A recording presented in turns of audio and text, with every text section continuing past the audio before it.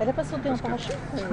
C'est le côté anecdotique que Roselyne Bachelot se fait attendre. Finalement, elle arrive par la route aux côtés de Michel Mercier. Pas moins de 4 ministres sont présents pour inaugurer l'unité Simone Veil, la toute première unité hospitalière spécialement aménagée pour accueillir les détenus souffrant de troubles psychiatriques. Côté pile, une prison avec ses hauts murs et son poste de garde. Côté face, un hôpital à part entière. La surveillance interne dans les chambres, le service des repas, la distribution, tout est fait par du personnel hospitalier. C'est un plus pour la psychiatrie publique. C'est une nouvelle forme de prise en charge qui jusqu'ici n'existait pas. Jusqu'ici, on ne pouvait mettre à l'hôpital que des détenus dangereux. Maintenant, on va pouvoir y mettre des détenus qui ont besoin de soins. C'est une nuance très importante.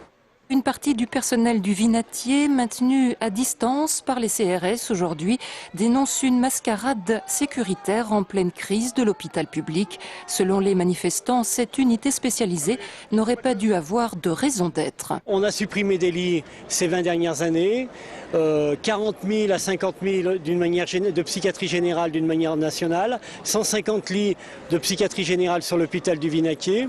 Et donc aujourd'hui, on se retrouve avec un nombre de malades important en prison, alors que pour un certain nombre d'entre eux, ils n'auraient jamais dû terminer en prison. Une vingtaine de détenus ont déjà intégré l'hôpital-prison du Vinatier qui compte au total 60 places réparties en 3 unités. Des détenus qui souffrent aussi bien de dépression majeure que d'importants troubles de la personnalité. Les médecins et les infirmiers peuvent apporter à ces patients les mêmes soins que les soins qu'on apporte à l'hôpital, c'est-à-dire des soins individuels, des soins chimiothérapiques, des soins psychothérapiques, des soins en groupe, travailler la resocialisation, retravailler l'accès à la vie en société, l'ouverture au monde, de la même façon qu'on le fait dans un hôpital ordinaire. Si l'unité hospitalière spécialement aménagée de Lyon est la première en France, à terme, 17 unités sur l'ensemble du territoire pourront accueillir environ 700 détenus.